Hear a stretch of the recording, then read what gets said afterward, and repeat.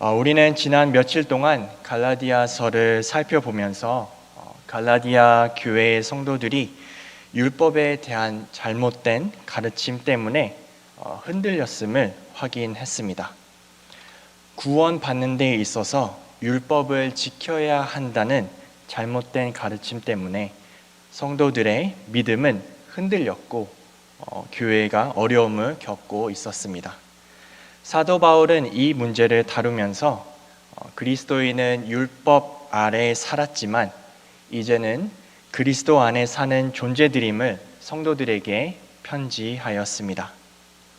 그리고 오늘 본문에서 바울은 한 가지 비유를 들어가며 자신이 전하고 싶은 메시지를 더 자세히 설명합니다. 1절과 2절 말씀인데요. 제가 읽겠습니다. 내가 또 말하노니 유업을 이을 자가 모든 것의 주인이나 어렸을 동안에는 종과 다름이 없어서 그 아버지가 정한 때까지 후견인과 청지기 아래에 있나니. 당시 사회에서는 어린 아들이 성인이 되면 아버지의 유언을 따라 유업을 이어받았습니다. 그러나 아들이 유업을 받기 전까지는 가정교사 혹은 관리인의 보살핌 아래 생활을 했었다고 합니다. 주로 아버지가 정한 종이나 청지기의 통제를 받으며 아들은 지냈던 것이죠. 아들이 어느 정도 나이가 되어서 성인이 된 후 비록 아버지가 성인이 된 후 아버지가 특별히 정한 때가 지나갔을 때 아들은 상속받은 유업을 누릴 수 있었다고 합니다. 그러나 그 유업을 받기 전에는 비록 아들 신분이고 그 집의 모든 것을 이어받을 상속할 주인이지만 어렸을 때는 그 특권을 누리지 못하기 때문에 종과 다름이 없다고 바울은 오늘 성경에서 얘기를 해주고 있습니다. 주인이지만 누군가의 다스림, 통제 아래 살아간다고 말하고 있는 것이죠. 바울은 이 비유를 들면서 갈라디아 성도들에게 무엇을 말하고 싶었던 것일까요? 두 가지 요점으로 오늘 말씀을 살펴보도록 하겠습니다. 바울이 전하고 싶었던 첫 번째 메시지는 너희는 종이었지만 이제는 하나님의 유업을 받을 자녀다라는 사실이었습니다.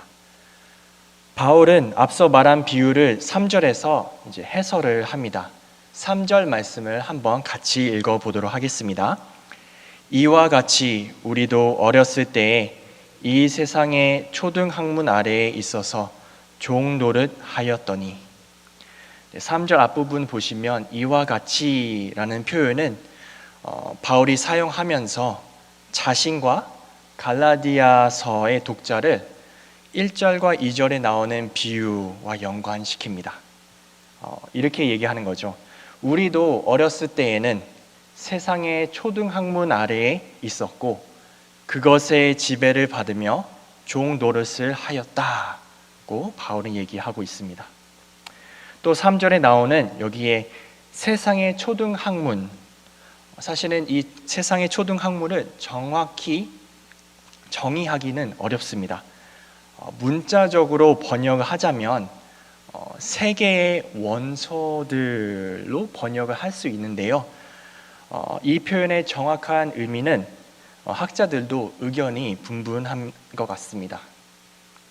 그러나 앞뒤 문맥상 이것은 율법, 즉 하나님이 모세를 통해 주셨던 하나님의 백성들이 기초적으로 지키며 살아가야 했던 법을 가리키고 있음을 알 수 있습니다.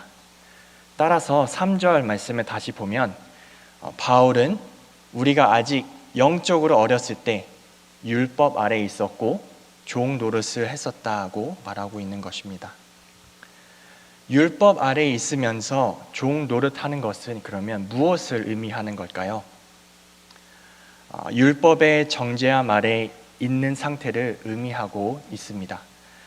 하나님이 주신 율법을 다 잘 지키면 좋겠지만 타락한 인간은 그것을 할 수 없습니다. 타락한 인간은 하나님이 주신 율법을 지킬 수 없고 죄를 지으면서 율법의 정죄함 아래 살아갈 수밖에 없기 때문입니다. 타락한 인간은 스스로 구원에 이를 수 없고 율법의 기능은 구원을 주는 것이 아니기 때문에 아무리 사람이 율법을 잘 지킨다 하더라도 구원을 받을 수 없는 것이죠. 참으로 암울하고 비참한 상태가 아닐 수가 없습니다. 타락한 우리의 모습이 바로 이러한 모습인 것 같습니다. 그러나 자비로우신 하나님께서는 비참한 가운데 있는 자신의 백성을 내버려 두지 않으셨습니다. 4절에 말씀하고 있는 것처럼 하나님이 지정하신 때가 찼을 때 하나님은 역사하셨습니다. 하나님은 그의 아들 예수님을 여자의 몸을 통해 이 땅 가운데 보내셨고 예수님은 우리와 같이 율법 아래 인간으로 오게 되셨습니다. 하나님은 왜 이러한 일을 하셨을까요? 5절 말씀은 그 이유를 설명하고 있습니다. 제가 읽겠습니다. 율법 아래에 있는 자들을 속량하시고 우리로 아들의 명분을 얻게 하려 하심이라 라고 성경은 이유를 설명하고 있습니다.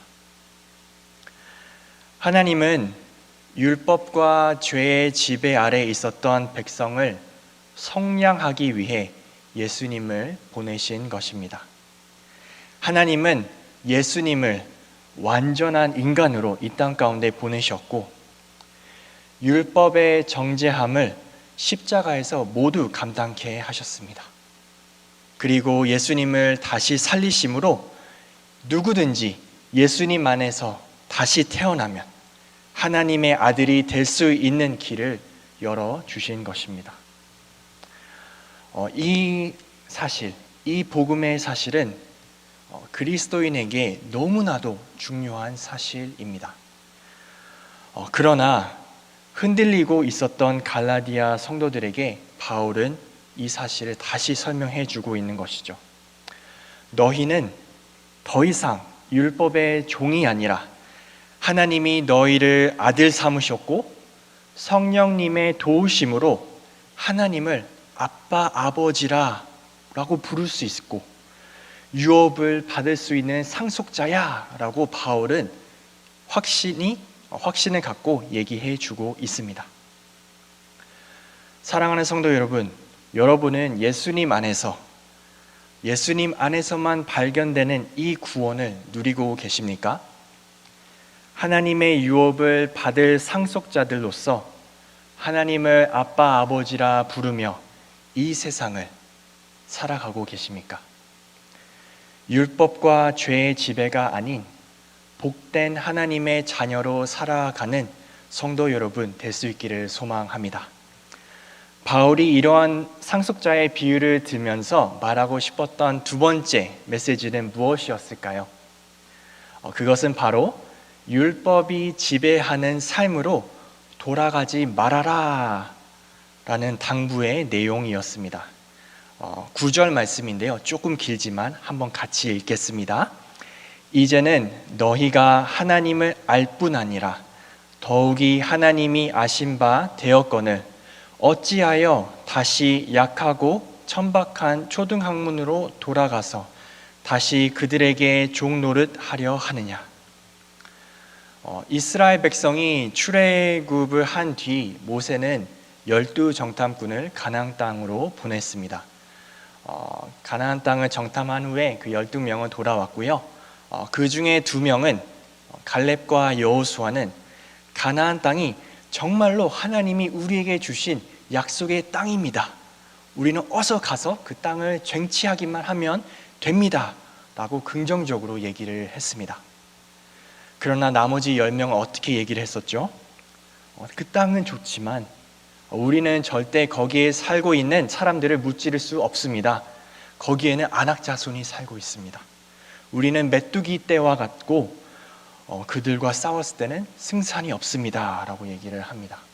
거기서 끝나지 않았습니다. 그들은 백성들을 동요해가지고 다시 애굽으로 돌아가게끔 했습니다.